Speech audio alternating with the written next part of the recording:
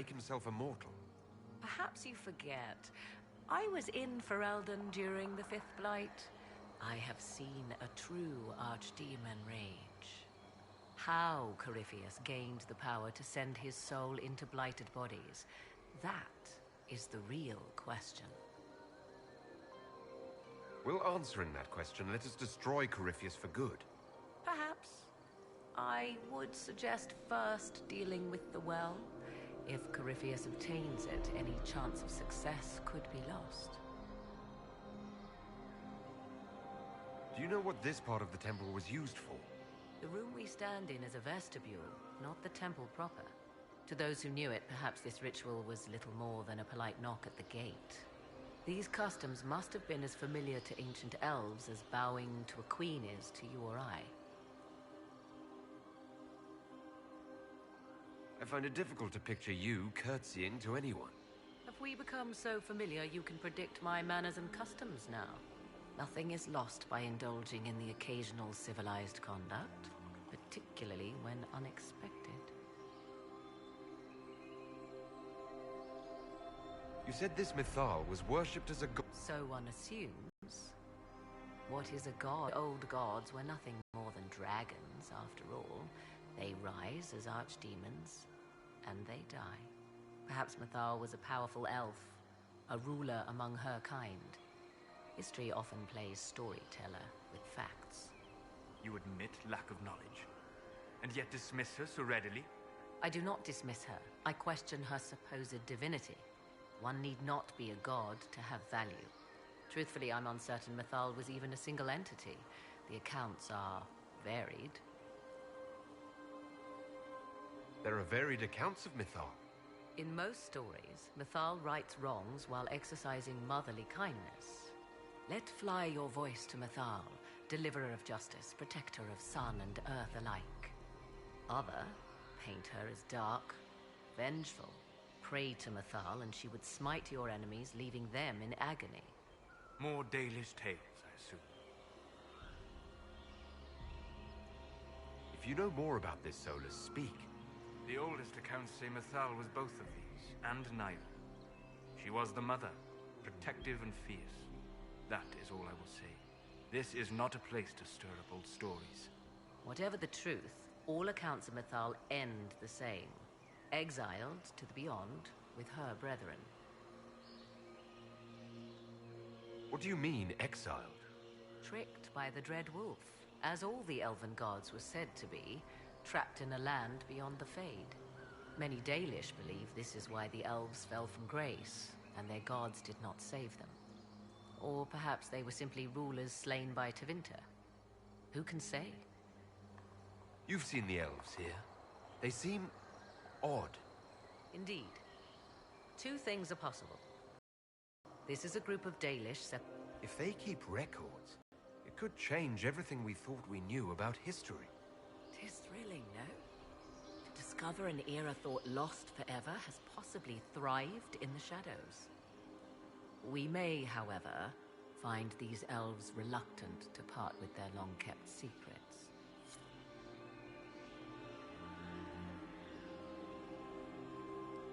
Yes?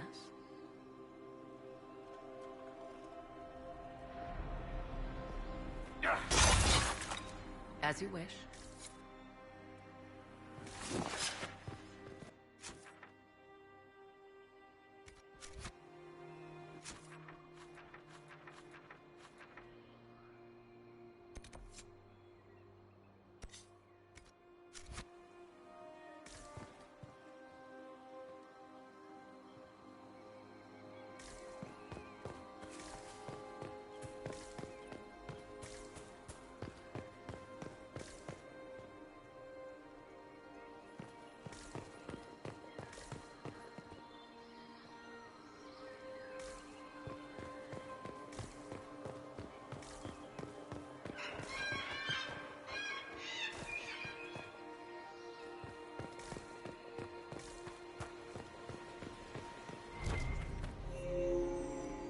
It appears the temple's magics are still strong. Is this elven? Does it say anything about this Well of Sorrows? Atishol vir Abalasan. It means enter the path of the Well of Sorrows. There is something about knowledge, respectful or pure. Shivenen. 'Tis all I can translate. That it mentions the well is a good omen. At least we know the Well of Sorrows was important. Supplicants to Mythal would have first paid obeisance here. Following their path may aid entry. Perform a ritual to appease elven gods? Long dead or no, I don't like it. If need be, unless you wish to turn back.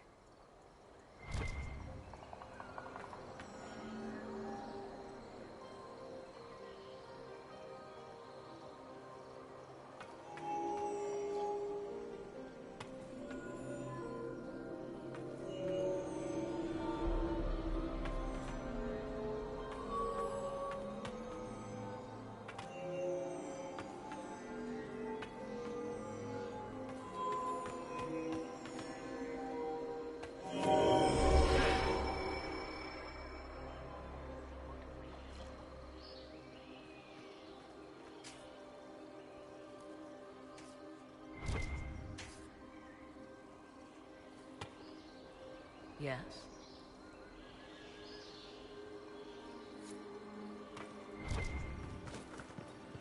As you wish.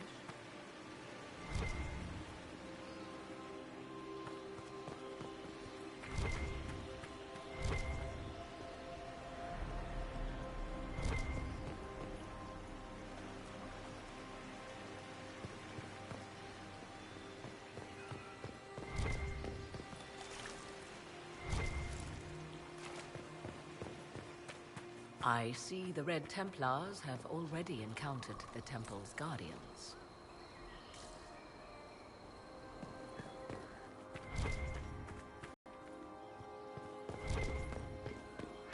The Temple of Constructed in an age when elves, not men, dominated this land. They believed Mythal a goddess of justice. Elves came here to prove their worth. Silence has reigned here for time beyond memory.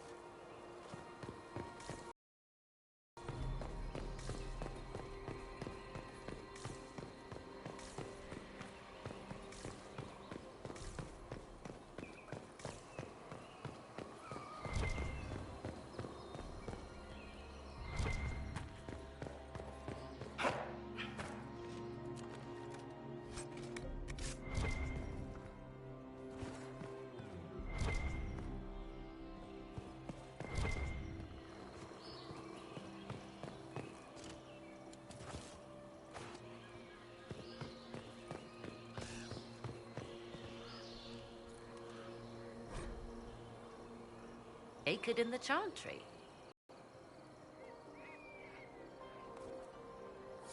Some chantries display statues of Andraste's betrayer Mafarath as part of the chant. It might fulfill a similar function. A reminder of vigilance for the faithful. For all your knowledge, Lady Morrigan, you cannot resist giving legend the weight of history.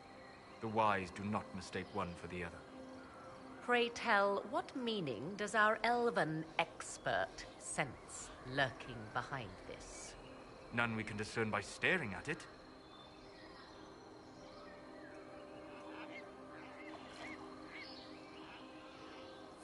We can send for historians once peace is brought to this forest. The inhabitants of this temple may not appreciate guests.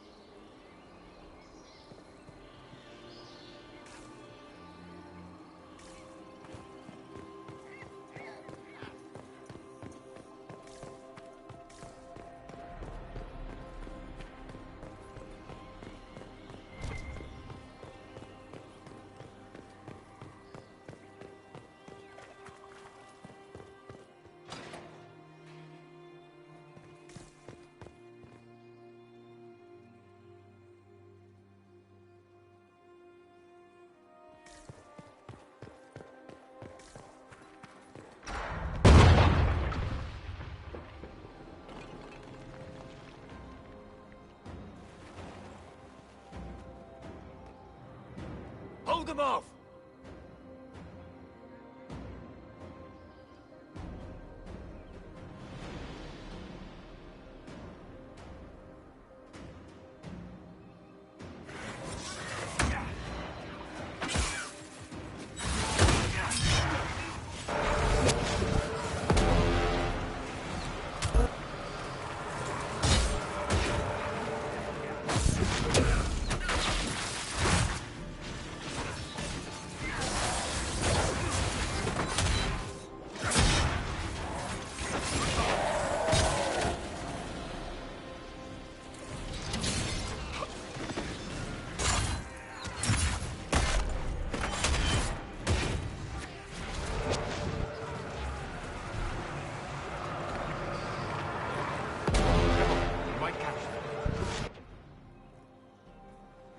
Hold a moment. While they rush ahead, this leads to our true destination. We should walk the petitioner's path as before. An army fights and dies for us. The longer we tarry, the more soldiers we lose outside. Let's jump down and be done with this place. In this case, I must agree with the witch. This is ancient ground, deserving of our respect. You see the urgency? We cannot find the Well of Sorrows unprepared.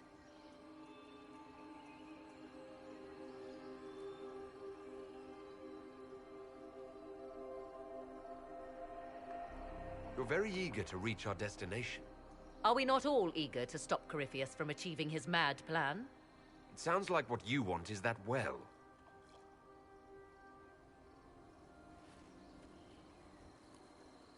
There is a danger to the natural order.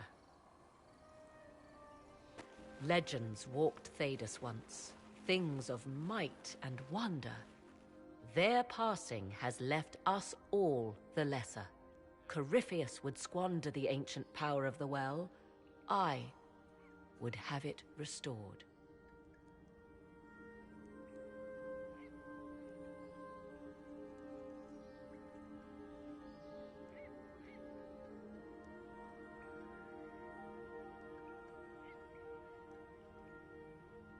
I should take your word that this is altruism and not hunger for power.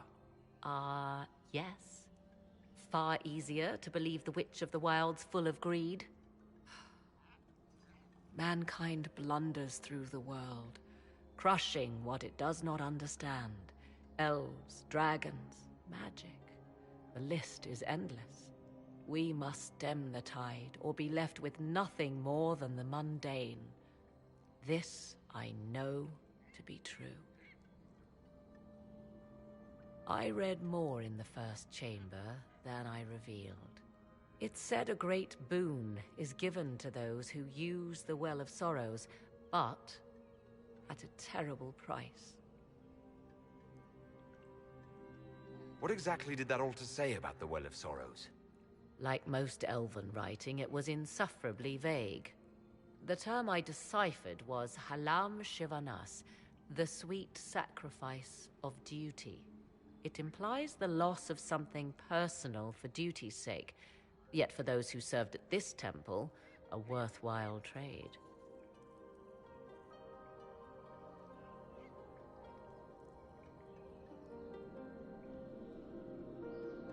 Did you not trust me enough to tell me about this price when you read it? I hoped to find more information. If I intended to cheat you, I would have feigned ignorance entirely. My priority is your cause, but if the opportunity arises to save this well, I am willing— In what? That is what we must discover. The rituals may point the way.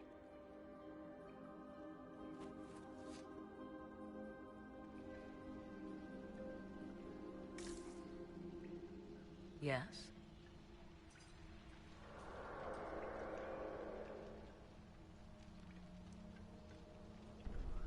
I want to discuss the well again. Oh, I see. An opportunity to use the well may not even arise. I understand this. All I meant to suggest is that, if it does, I be the one to do so. I am willing to accept the consequences.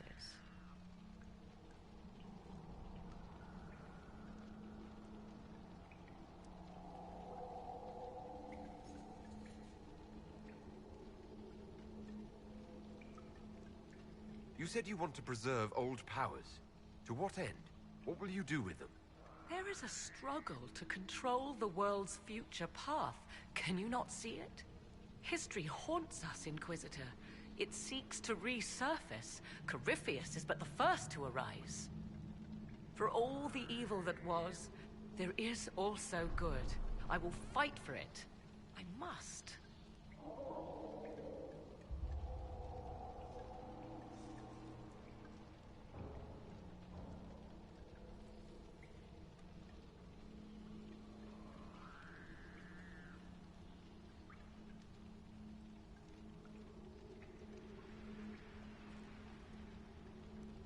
How do you know the Well of Sorrows isn't a source of evil?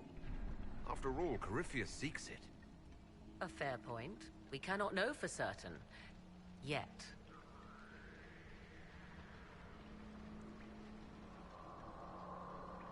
I don't want you to be so eager for this unknown power you ignore its dangers, Morrigan. I'm not a child grasping after a toy. I understand the risk of what I seek. Let us turn our attention to hunting your enemies, shall we? Discussion of the well can wait. Yes? More rituals? What are they for, do you know? I believe they signify an intent to lay oneself bare, to champion a cause without pity, regret, or shame. Mathal's cult was not fond of vacillation. One approached them with nothing less than complete confidence. What happened to those who were less sure of themselves? Legend does not say. Perhaps this place has a more gruesome history than we know.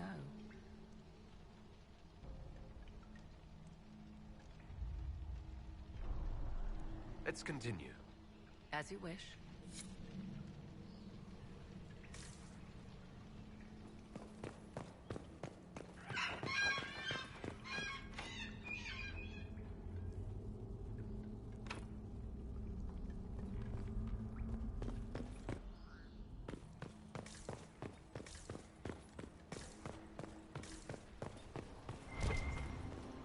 Will you abandon these rituals, Inquisitor? Think carefully. There is no return once we leap after the Templars.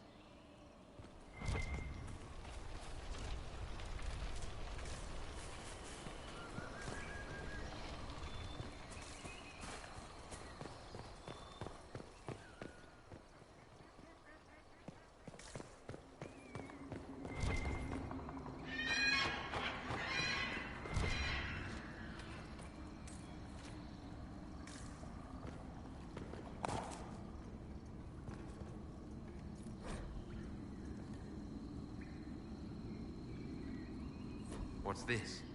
I believe we are in the presence of the elven goddess Ondrul, Lady of the Hunt.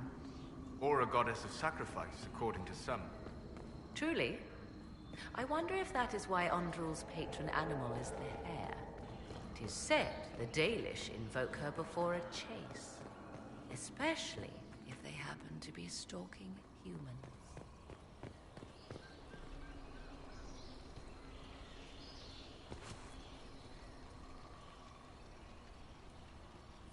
Humans clash with elves all the time.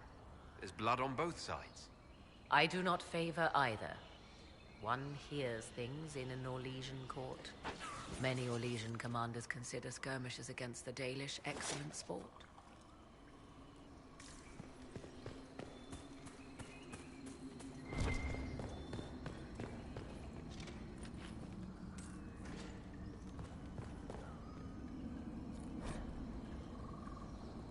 Who is this meant to be? Fallandine, overseer of funerals and guide to the elven dead. I have heard the Dalish invoke him on their deathbed, or before quests from which they expect no return.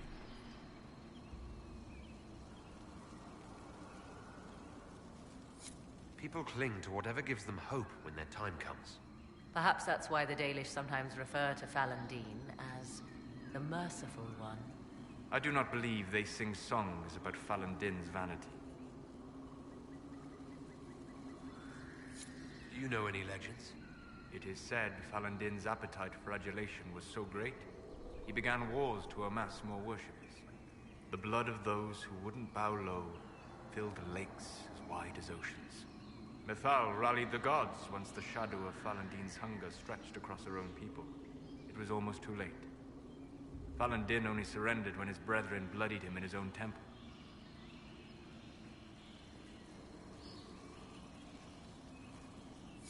Did ancient elves believe all their gods so terrifying? Yes, I believe they did.